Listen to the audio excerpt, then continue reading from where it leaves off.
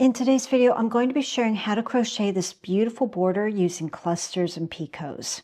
Now, it's not really difficult, but the stitch count does matter, so I'll be showing how to set it up and work that repeat so everything lines up. For both of these samples, I used a weight 4 cotton yarn and a 4mm hook. To make your border, you're going to be working with a multiple of 4 plus 3. I recommend that you start with a foundation border of single crochets. That way you'll have the perfect amount of stitches for your border. Now I'm going to walk through this step by step, but if you already have a really great grasp on this, you can just mosey on over to the next segment where we go to the decorative border. Now I'm working it on a square here, but that's just to save some time. You'll be using the same concept for something bigger like a blanket. Here I have some examples of multiples of 4, 16, 20, and 24, and then I've added 3 more, giving me the total number of stitches that I'm aiming for. So here's my sample, and I have 23 stitches on each side. This is not counting the corner spaces, I'm just counting my stitches. When I go to do my foundation border, I'm going to be doing 3 stitches in my corners, which means I'm going to have 1 in each corner that counts to this side. I know that I have 23 here, plus 2 more, gives me a total of 25 stitches that I'm going to be working with. My stitches on the side here need to total up to one of these 3 numbers. 23 and 27 are my best. I can either omit 2 stitches as I work the side, or I can add 2 stitches when I work the side. To help decide, look at your blanket or project. Are your stitches already tight or are they wavy? For mine here, I can look at this and see it's already looking a little bit wavy. So it would be better for me to take away stitches rather than add them. So I'm going to go with 23 stitches per side. Adding a slip knot to my hook. I'm going to start in the corner with 1 single crochet and then I'll complete it on the other side. Remember, my goal number for my stitches is 23. I know for sure I have 1 here, 1 here, so I am going to have to omit 2 stitches to make it work. I can just skip over a stitch or do a decrease. To do a decrease, go in, pull a loop through, go into the next stitch, pull a loop through, yarn over, pull through all 3. There's my first decrease, or I can just skip over. If you're having to add single crochets instead of take them away, very easy to do. Just add more than 1 into the same stitch. 21, 22, perfect, 23.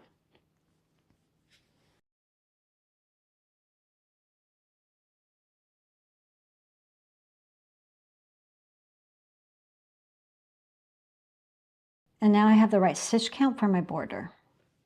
For your corners, you want to start with an odd number. I'm going to work with 3, and I recommend that you try that first. You can either do 3 single crochets, a single crochet, chain 1, single crochet, or even go up to a single, chain 2, single. That will be totally fine because that chain 2 is counting as a space for your next round, not as stitches.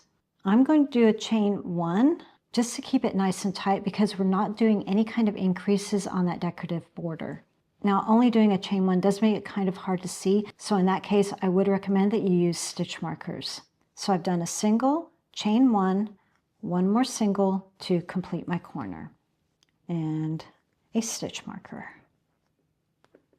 Now I'm just going to continue on with the foundation border. This 1 stitch here is going to count to this side. Remember, 1 stitch in each corner per side does count. So that's 1, and that's another 1. And I'm back to my first corner. I need to complete it.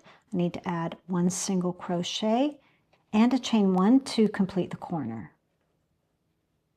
Now you can slip stitch into the top of the very first single that you made and fasten off, or you can do an invisible join. That's what I'm going to do here. I'm skipping over the stitch, going into the next one, going under both loops, going back and in the back loop only of the chain. I am going to be working into this stitch. I can either, when I come to it, I can either work under the original loops, or just for good measure, I'm going to come in and tighten that stitch. That way when I come in later, I have a place to work into. To explain that a little bit better, I have done a video that I'll pop right here that you can check out later. To reduce the amount of knots in the back, I just undo that starting one and tighten it. Don't worry, you're not going to lose a stitch. And then weave in my ends.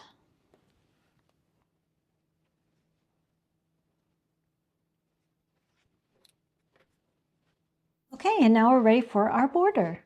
Now the trick with this border is you want to start 2 stitches before a corner. Here are my 2 stitches on the side. Going back, 1, 2. I'm going to fasten on here with a single crochet.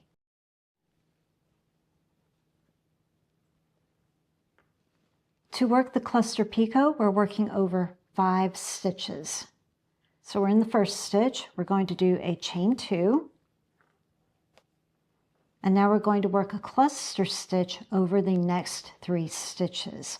To do a cluster stitch, you're going to yarn over, going into the next stitch, pull the yarn through, bring it up nice and tall. Here's my corner. Repeat what you just did. Yarn over, go into the corner space, pull the yarn through. You have 5 loops on your hook. Yarn over, go into the next stitch,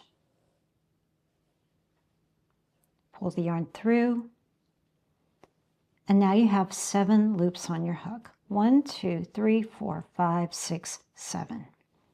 Yarn over and pull through all but 1.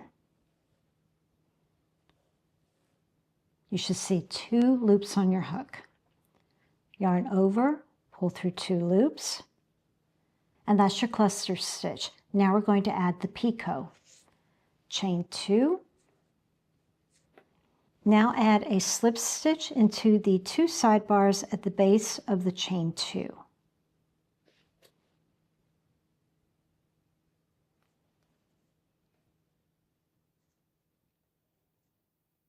And that's your picot. Chain 2. To complete, you're going to add a single crochet in the next stitch.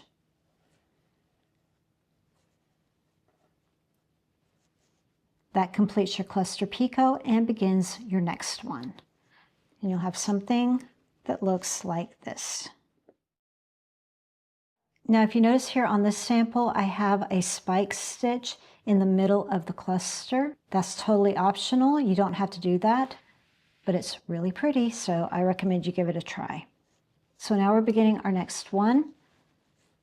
Chain 2, starting our cluster in the next stitch, yarn over, go in, pull through, 3 loops on the hook.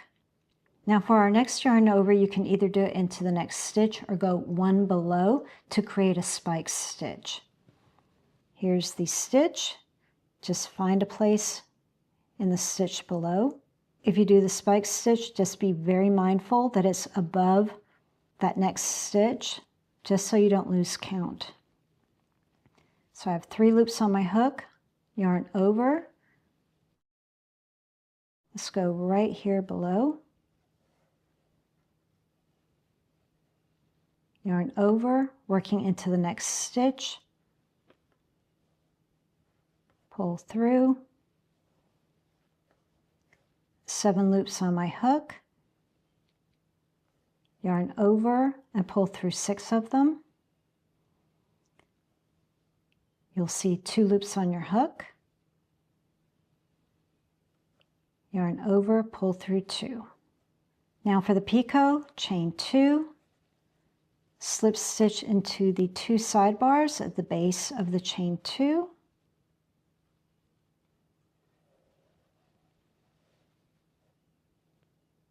Picot complete, chain 2, and single crochet into the next stitch. Now as you're working this, it's going to look a little wonky. Don't worry about it. You can straighten all that out when you're finished. I'll do this again quickly one more time. Chain 2. Start your cluster over in the next 3 stitches. I am going to do one as a spike.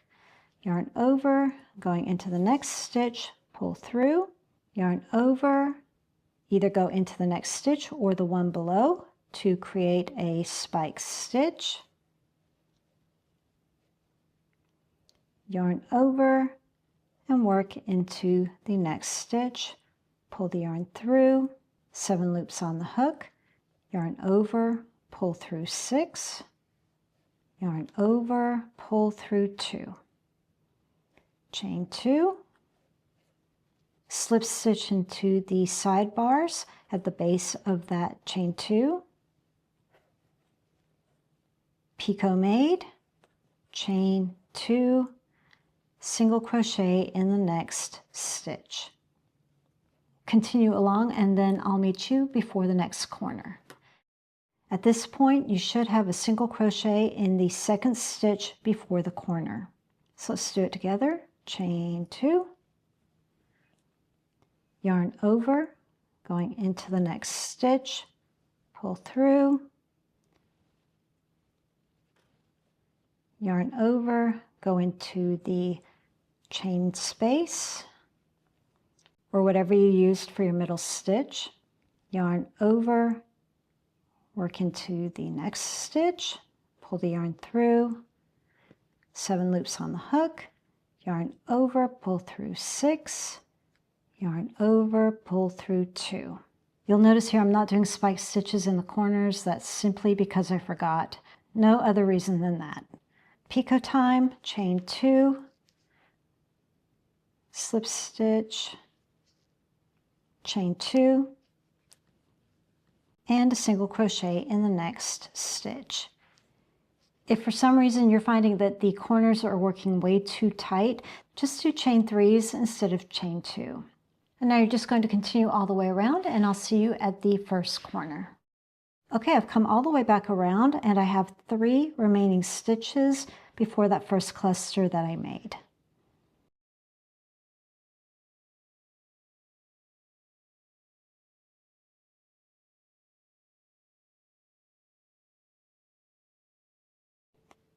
Now a chain 2, and I have a single crochet already, so I'm just going to work a slip stitch into that very first single that I made. Or you can do an invisible join, whichever you prefer.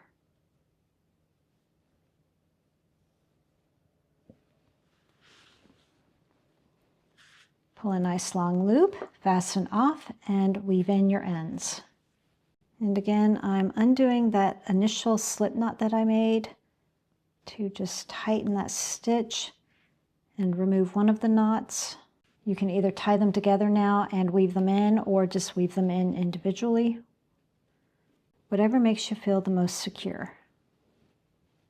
It is going to be wonky, like I mentioned earlier. A nice blocking would do wonders for it. But if you're lazy bones like me, you can just straighten them out as you go.